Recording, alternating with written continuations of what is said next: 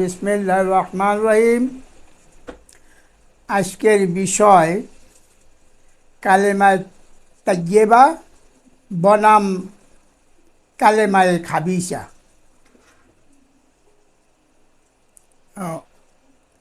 ইতিপূর্বে আমরা ঈমান সম্পর্কে কিছু আলোচনা করছি। এখন ঈমানের পরে আসতেছে কালেমা, আর এই কালেমার সাথে সাথেই আসতেছে শয়তানের যে ষড়যন্ত্রী সতরি বিষয়, তাও এখানে হয়ে যাইবে। এটা সামনের দিকে আইসে যাবে ইনশাআল্লাহ। দেখা যাক। এখন আমরা কথা না বাড়াই, সামনের দিকে আগাই যাই ইনশাআল্লাহ। বিসমিল্লাহির রহমানির রহিম। সম্মানিত মহান রব্বুল আলামিন বলেন, আহ্বান করে, হে মানব জাতি, তোমরা মৃত্যু আসিবার পূর্বেই ইসলাম গ্রহণ করে মুসলিম হও। সম্মানিত মহান রব্বুল আলামিন বললেন, তোমাদের মৃত্যু আসিবার পূর্বেই ইসলাম গ্রহণ করে মুসলিম হও। এখানে দেখা যায় শর্ত, আল্লাহ রাব্বুল একটি শর্ত লাগাইছে যে ইসলাম গ্রহণ করে মুসলিম হও মৃত্যু আসিবার পূর্বে। যেহেতু এখানে একটু শর্ত লাগে, শর্ত সাপেক্ষে কায়েমুল বাক্যের নীতি গ্রহণ করে মুসলিম হয়। এখন প্রশ্ন হলো, যে সকল বাক্য নীতির মান কায়েম রাখলে মানবজাতি মুসলিম হয়, ওই সকল বাক্যসমূহ কি কি? উত্তরে বলা হয়েছে, ইসলাম গ্রহণের মূল বাক্যটি হলো লা ইলাহা ইল্লাল্লাহ। এই বাক্যটি হলো প্রথম শর্ত, যা গ্রহণ করে মানব অনুভূতি বা মানব জাতি মুসলিম হয়।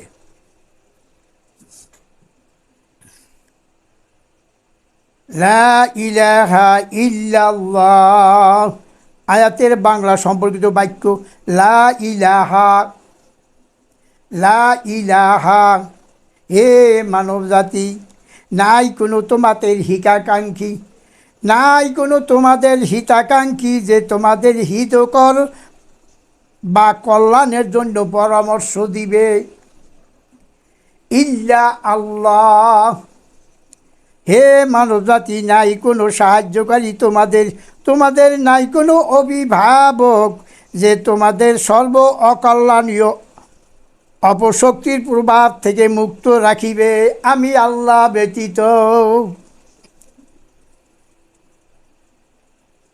এখন এটা দুইটা বিষয় এখানে সাবজেক্ট করলাম, দুইটা করলাম, ভাগ করলাম কালেমাকে। এখন বিস্তারিত ইসলামের মূল বিষয় যে সকল বাক্য বহন করে তা হলো লা এক, ইলাহ দুই, হা তিন, ইল্লা চার, আল্লাহ পাঁচ। এই পাঁচটি বাক্য, এই বাক্য পাঁচটির মাধ্যমেই ইসলাম গ্রহণ করতে হয়। লা শব্দ দ্বারা কী বোঝানো হয়েছে? লা শব্দ দ্বারা বোঝানো হয়েছে নাই। ইলা সম্পর্কিত বাক্য দ্বারা কী বোঝানো হয়েছে? নাই কোনো পরামর্শদাতা। কি নাই? কোনো পরামর্শদাতা নাই। আমরা লা শব্দ দ্বারা প্রথমেই বললাম নাই, যে নাই কি নাই? কোনো মালিক ব্যতীত, অর্থাৎ ইলাহ আল্লাহ ব্যতীত আর কোনো পরামর্শদাতা নাই। হ্যাঁ শব্দ দ্বারা আমরা বুঝতে পারলাম কোনো সর্বোচ্চ বলিষ্ঠ কণ্ঠস্বর নাই। সম্মানিত মহান রব্বুল আলামিন ব্যতীত আর কোনো সর্বোচ্চ কণ্ঠস্বর নাই। ইল্লা, সম্মানিত মহান রব্বুল আলামিন স্বসিদ্ধান্তে, রব্বুল আলামিন বলেন যে তোমরা স্বসিদ্ধান্তে অটল থাকার কোনো অধিকার নাই তোমাদের। তোমরা নিজের ইচ্ছা মতো কিছুই করতে পারবে না। আমি আল্লাহ ব্যতীত তোমাদের কোনো সিদ্ধান্ত নাই, একমাত্র আমার পরামর্শ এবং আমার সিদ্ধান্ত। এ হলো সংক্ষিপ্ত বর্ণনা। সম্মানিত মহান আল্লাহ রব্বুল আলামিন বর্ণনা করেন যে, হে মানবজাতি, আমি ইলাহ আল্লাহ, আর কোনো ইলাহ নাই। এই সর্বোচ্চ দাবি বা কথার কারো কণ্ঠ দ্বারা প্রকাশ ও প্রচার করার অধিকার রাখি নাই। আমি আল্লাহ সর্বোচ্চ কণ্ঠে ঘোষণা করলাম, তোমাদের সর্বকল্যাণের উদ্দেশ্যে যাহা বলা দরকার তার সিদ্ধান্তকারী ইল্লা আমি আল্লাহ। ইল্লাল্লাযিনা আমানু, তোমরা আমার সর্বোচ্চ বলিষ্ঠ কথা সমূহের উপর বিশ্বাস স্থাপন করো। আমি একমাত্র ইলাহ এবং একমাত্র ইল্লাহ, এই স্বীকারকারীদের দলভুক্ত হও। উল্লিখিত 5টি বাক্যের সাথে সম্পর্ক স্থাপন করতে যে সকল প্রক্রিয়ার প্রয়োজন তা হলো শ্রবণে প্রাধান্য দেওয়া, পাঠে মনোনিবেশ করা, অনুধাবনে প্রাধান্য দেওয়া, মূল্যায়নে প্রাধান্য দেওয়া। বাক্যটি যার ফলে লা ইলাহা ইল্লাল্লাহ বাক্যটি সর্বরহস্য রসদের তার বোধ অনুর ভিতরে পুরস্ফুটিত করে। ওই পুরস্ফুটিত বিষয় সৃষ্টির সর্ববিষয় পরামর্শ ও সর্ব সিদ্ধান্ত নিয়ে বর্জন করে।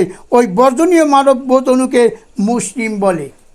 অর্থাৎ এখানে আল্লাহ রাব্বুল আলামিন বলছেন যে যারা এই কালেমা পাঠ করলো, এরপরে নিজের সিদ্ধান্ত বর্জন করে, নিজের ইচ্ছা মতো নিজে কোনো পরামর্শ না করে, আমার কোরআন ব্যতীত, আমার কথা ব্যতীত, আমার সিদ্ধান্ত অনুযায়ী চললো, এই যদি চলে এবং আমার পরামর্শ রক্ষা করে, আমার সিদ্ধান্ত অনুযায়ী চলে, তাহলে কী হলো?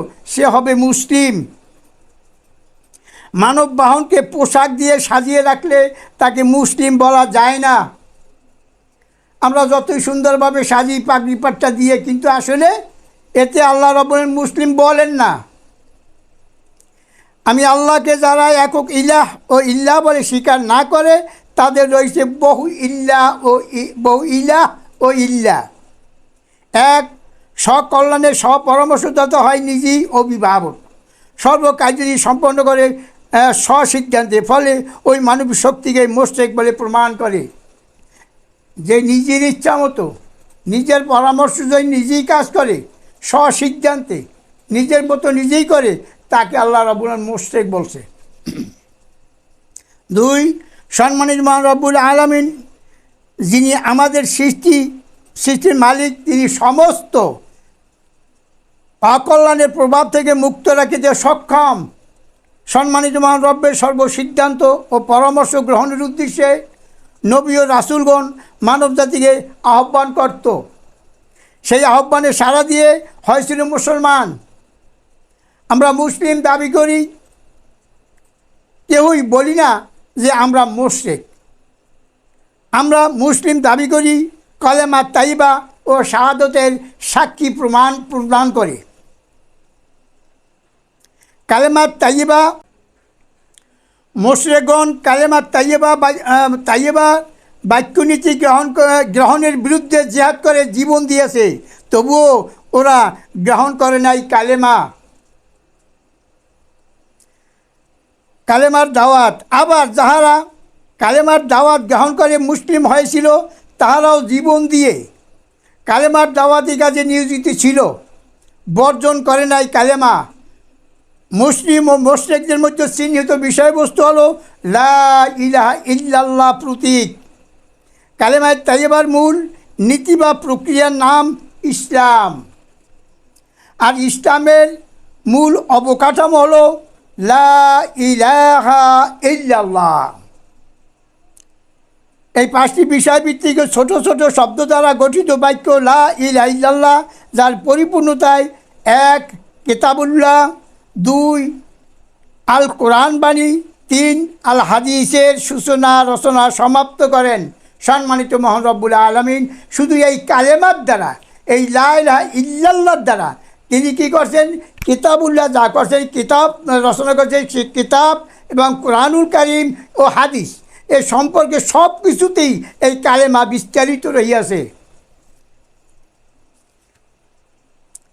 সম্মানিত মহান মালিক বয়ান করে যে ইহা এমন এক বৃক্ষ যার মূলে রহিয়াছে 1 ইলাহ স্বীকারকারী, 2 ইলাহ অধ্যয়নকারী, 3 ইলাহ অনুধাবনকারী, 4 ইলাহ মূল্যায়নকারী, মানব বোধ অনুর পোষণীয় বাহনের সর্বত্র মানব জমিনে বিস্তৃত।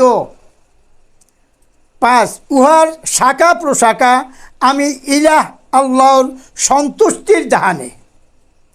আমি একক ইলাহ আল্লাহ ওই স্বীকারকারী মানব বোধ অনুর সর্বসময় সর্বকালের ফলাফল দ্বারা ওই গাছটি সৌন্দর্যময় মণ্ডিত করে রাখি। আর আমি ইলাহ আল্লাহ স্বীকারকারী মানবের এক অঙ্গনের একটি দলগত নীতি মালা প্রণয়ন করি। আমার দানিত নীতিমালা অনুগতদের একটি অনুগত পদমর্যাদা প্রদান করি, যাহার নামকরণ করিয়াছি হিজবুল্লাহ দল। আলহামদুলিল্লাহ রাব্বিল আলামিন। সাদাকাল্লাহুল মাওলানা আল-আযীম।